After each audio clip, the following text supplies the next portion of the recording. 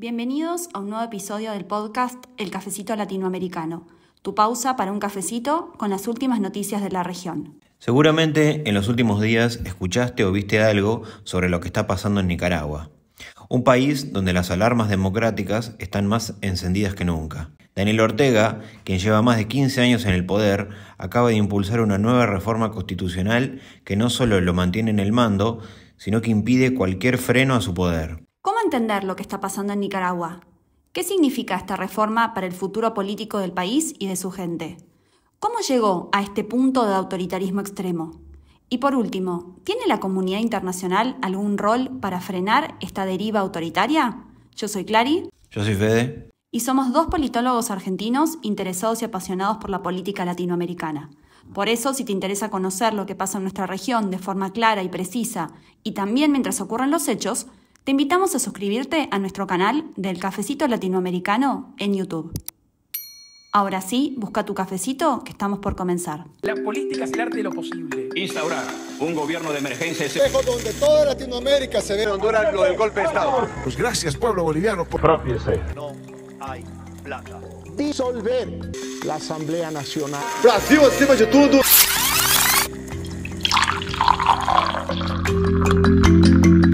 Entonces, Fede, para introducirnos en el tema, ¿qué está pasando con la democracia en Nicaragua? La democracia en Nicaragua está en crisis. Desde hace años, el país vive un desmantelamiento sistemático de sus instituciones democráticas, liderado por Daniel Ortega y su esposa, la vicepresidenta Rosario Murillo. Juntos han consolidado un régimen que ha cerrado los espacios de participación política y limitado las libertades de los nicaragüenses, sumado a la intensa represión que vive cualquier opositor al gobierno. O sea, lo que se está viendo es una dictadura. ¿Y en dónde queda plasmado esta crisis democrática? ¿En dónde la podemos observar concretamente? En las cifras, Nicaragua está clasificado como un régimen autoritario, con una calificación de 2,7 sobre 10, una de las más bajas de Latinoamérica. Las libertades civiles tienen una calificación de 1,7 sobre 10 y eso se suman elecciones sin ningún tipo de oposición, diversidad y pluralidad. Según Freedom House, el índice que mide la calidad de la libertad, Nicaragua no es un país libre, con un puntaje de 19 sobre 100, con severas restricciones a la participación política, en donde ningún candidato opositor no solo no puede postularse, sino que además hoy están presos o exiliados.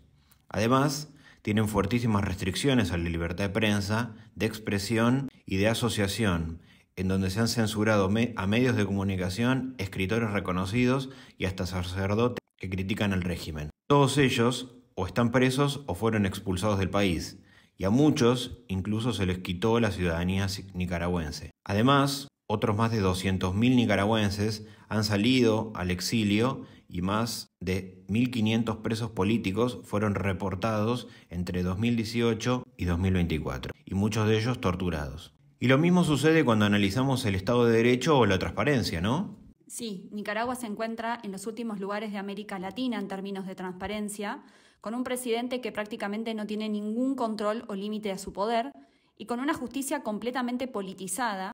Y además, las cifras de calidad democrática también hablan de un alto nivel de corrupción, como si fuera poco con todo lo anterior. De hecho, Nicaragua está entre los 20 países más corruptos del mundo. ¿Pero cómo llegó Nicaragua a esta situación? De forma gradual. Para entender la actualidad en Nicaragua también hay que saber que este país ha vivido una historia marcada por conflictos y por regímenes autoritarios. Entre ellos, para mencionar algunos, podemos hablar de los 40 años de dictadura de la familia Somoza, que gobernó entre 1936 y 1979.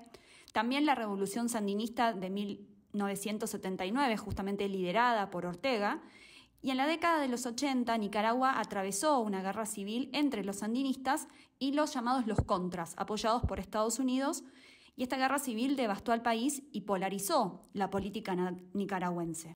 Y por último, tenemos, y ahora sí, ya yendo al presente, tenemos la victoria del actual presidente Daniel Ortega, que si bien ganó en las urnas en el año 2006, de a poco fue concentrando cada vez más poder.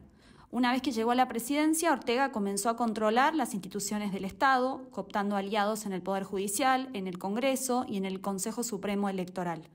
En 2014 eliminó los límites a la reelección presidencial mediante una reforma constitucional Y en paralelo fue tejiendo relaciones con sectores económicos y religiosos conservadores, lo que le dio un gran apoyo interno. Hasta el 2018 Nicaragua era considerado por varios politólogos y por varios organismos que se encargan de medir el grado de democracia. Nicaragua era considerado un autoritarismo competitivo, o sea, con un grado muy bajo de democracia, pero que mantenía elecciones. ¿Y cuándo terminó de consolidarse la dictadura o el autoritarismo total que vemos hoy? Todo cambió con las protestas del año 2018. Cuando el gobierno quiso aumentar las contribuciones y reducir los beneficios del sistema de seguridad social, o sea, más impuestos por menos beneficios. En ese momento, cuando la gente salió a protestar a las calles por esta medida, el régimen de Ortega reaccionó con una brutal represión, dejando más de 300 muertos, miles de heridos y cientos de detenidos. Este evento marcó el comienzo de una represión sistemática contra cualquier tipo de disidencia, política, ideológica, religiosa, cultural, etc. Y las elecciones de 2021 fueron vistas como una farsa, con todos los opositores encarcelados o exiliados, y en paralelo se aprobaron leyes como la Ley de Agentes Extranjeros y la Ley de Ciberdelitos, que son utilizadas para perseguir a críticos del régimen.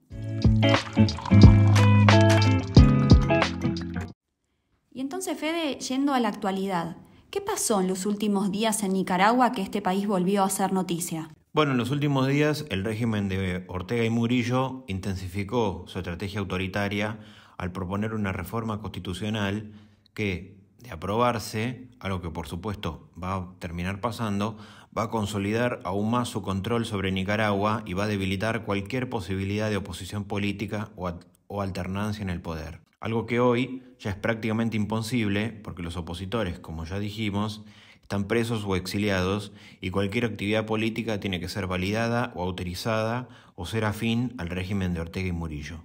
Y esta reforma constitucional que recién mencionabas, ¿qué propone concretamente? ¿Por qué se habla de la dinastía de Ortega y Murillo? En primer lugar, busca eliminar a cualquier partido político que no se alinee con los intereses del régimen, bajo el pretexto de combatir la traición a la patria. Esto implica prohibir la participación de partidos opositores, concentrar el poder electoral en el Frente Sandinista de Liberación Nacional, que es el partido de Ortega y Murillo. Además, los miembros del Consejo Supremo Electoral van a ser directamente elegidos por Ortega, eliminando cualquier apariencia de imparcialidad. Otra de las medidas es establecer penas más severas por traición a la patria, que es la legislación que criminaliza la crítica al gobierno, y esto convierte a cualquier disidencia en un delito grave con penas de prisión extendidas. Y por último, entre otras cosas, planea abolir las alcaldías municipales autónomas, otorgando al gobierno central el control total de la administración. ¿Y qué impacto entonces puede tener esta medida? Esta reforma clausura abiertamente cualquier posibilidad de competencia electoral, algo que hoy ya es prácticamente imposible, consolidando a Ortega y Murillo como una dinastía. Como dijimos, esta persecución a opositores forzó a activistas y políticos a buscar refugio en países como Costa Rica, Estados Unidos y España. Y en términos internacionales, esta medida generó condena de organismos internacionales como la OEA, la ONU y la Unión Europea, que denunciaron la desaparición de cualquier vestigio de democracia en Nicaragua. Sin embargo, el régimen ha desestimado estas críticas, reforzando su discurso de soberanía frente a las intervenciones extranjeras. Pero Clary, ¿pueden los organismos internacionales frenar esta espiral autoritaria? ¿Hay algo que puedan hacer organismos como la ONU o la OEA? Concretamente no, estos organismos no pueden hacer prácticamente nada. Incluso se da una situación similar a la de Venezuela después de las elecciones del 28 de julio, cuando justamente en capítulos anteriores nos hacíamos la misma pregunta. ¿Puede la ONU, puede la OEA devolver la democracia en Venezuela? Bueno, la respuesta es la misma. ¿Por qué pasa esto? Porque desde el derecho internacional público, los organismos internacionales como la OEA o las Naciones Unidas tienen herramientas para denunciar, para presionar y para actuar frente a medidas autoritarias como las implementadas por el régimen de Daniel Ortega y de Rosario Murillo en Nicaragua, como decías recién, Fede, pero sus acciones están muy limitadas por principios del derecho, como por ejemplo el principio de la soberanía estatal, que también ya lo hemos mencionado en otros capítulos. En el caso puntual de la OEA, en el año 2021, este organismo condenó las elecciones fraudulentas y declaró que Nicaragua violó los principios democráticos de la Carta. ¿Qué hizo el presidente de Nicaragua? Respondió anunciando la salida de Nicaragua de la organización, un proceso que se terminó de completar en 2023, lo que claramente limita la capacidad de la OEA para intervenir directamente. ¿Y qué sucede con la ONU? Bueno, la ONU tiene un alcance global que claramente no tiene la OEA y también, por lo tanto, tiene mecanismos más amplios para abordar, por ejemplo, violaciones a los derechos humanos. Y también, por ejemplo, puede enviar misiones de investigación o designar relatores especiales para documentar abusos y proponer medidas para solucionar este problema. De hecho, en el año 2022, una misión de la ONU concluyó que el régimen del matrimonio Ortega-Murillo cometió crímenes de lesa humanidad y esas violaciones a los derechos humanos pueden remitirse a la Corte Penal Internacional si son consideradas graves, como sucede en este caso. Pero la Asamblea General de la ONU puede emitir resoluciones condenatorias, pero estas no son vinculantes, o sea, no son obligatorias de que se cumplan. Por otro lado, el Consejo de Seguridad podría imponer sanciones internacionales o autorizar medidas más contundentes, como por ejemplo los embargos. Pero para eso se necesita un consenso entre los miembros permanentes del Consejo de Seguridad de la ONU y sabemos que Rusia y China, que son aliados de esta dinastía Ortega y Murillo, no lo van a permitir. En definitiva, la ONU depende del apoyo de los estados para poder implementar sus resoluciones y además hay que tener en cuenta que las sanciones económicas o políticas pueden tener efectos más adversos en la población, que son siempre los principales perjudicados, sin necesariamente debilitar al régimen. Bueno, esperamos que les haya gustado este capítulo con lo que está sucediendo en Nicaragua, un tema que también vamos a seguir más de cerca. Y nos vamos a ver también en los próximos capítulos, ya los últimos de este año. Y en los próximos capítulos vamos seguramente a tener un resumen de lo que dejó este 2024, uno de lo que puede venir en el 2025 y una duda para enero. ¿Asumirá Maduro nuevamente en Venezuela? ¿O asumirá Edmundo González Urrutia? Bueno, esperamos que les haya gustado este capítulo. Como siempre les decimos, si nos están escuchando en Spotify y les gustó este episodio, les pedimos que nos dejen sus 5 estrellitas y que compartan este podcast con todas las personas que ustedes crean que les pueda interesar. Y en YouTube les pedimos que se suscriban, hagan clic en la campanita para que te lleguen las notificaciones y les des me gusta al video. Hasta la próxima.